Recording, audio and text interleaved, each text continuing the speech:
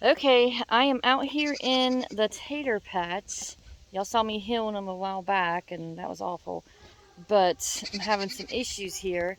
The goats were all out, and taters are a nightshade, and they still did not care and eat a lot of my plants up. So I don't know how my harvest is going to be this year. Probably pretty crappy.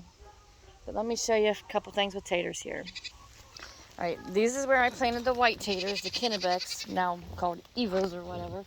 And you can see these ones is flowering, and the white tater.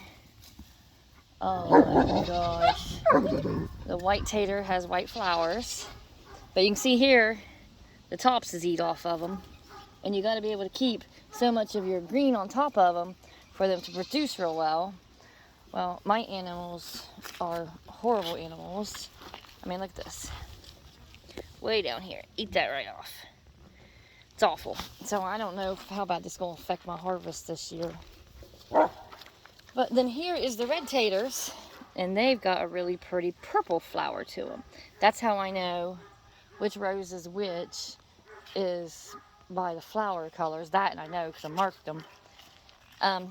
But I ain't got too terribly many flowers because, well, everything got eat. But I mean, look at that. Like, it's just chewed right off. It's so disheartening. And I put this stupid orange fence around, and they pushed it down on my little poles there and just jumped over. And then my little gate, 'cause I didn't have enough, the billy goat, he just busted right through it. Nightmare animals, I'm telling you, they just want to work themselves to death because they want to be killed. But yeah, like look at this. They're all, I mean, the greens are still big, but I don't know how much of it is missing and how much of it's actually needed to grow. Yeah, you got more purples up there, ain't you? Mommy's got 4 rows of red taters. Yeah, I got 1, 2, 3, 4 rows of red. Everything else was white. Oh, and the hay thing, it didn't do that good. Let me show you.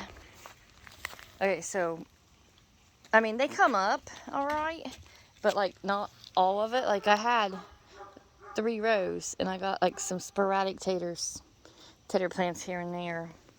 That one ain't even got no hay around it no more. But they kept coming in and eating the hay, and the hay will settle with the rain. So it's just not a good idea, at least not on my place. I mean, it worked, they did come up, but I'm not gonna get many taters out of it at all. So I definitely will stick with just burying them and doing it the regular way. But otherwise, that's my horrible tater fail. Won't know more until harvest time, so I'll keep you in the loop of how close we get to harvest.